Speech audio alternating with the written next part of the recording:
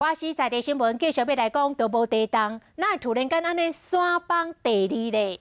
桃园龟山公丰路一间民体，昨暝3楼甲4楼的隔板突然间崩破，规个落落，也就是4楼的涂骹板落落去，3楼的天棚无去到，3、4楼瞬间拍通破一大坑，差一点甲女厝厝活台，伊的大官赶紧甲阿妈土地搬开救人，状况相当的惊人。原来这是一间海沙厝。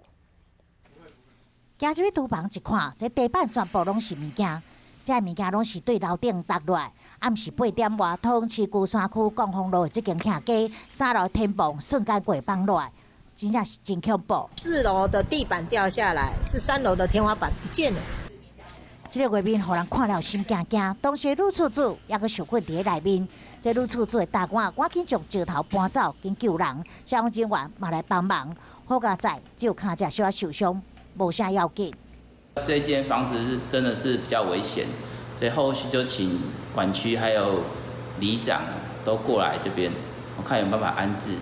其实就伫咧几个月前，其他房间的天棚嘛曾经有小部分落落来，但是因为无其他所在通住，只好忍耐继续住。还有想过接下来要怎么办吗？先去找地方暂住，然后存钱买房子吧。 原来这个所在是海沙厝，都市更新的流程也搁咧走。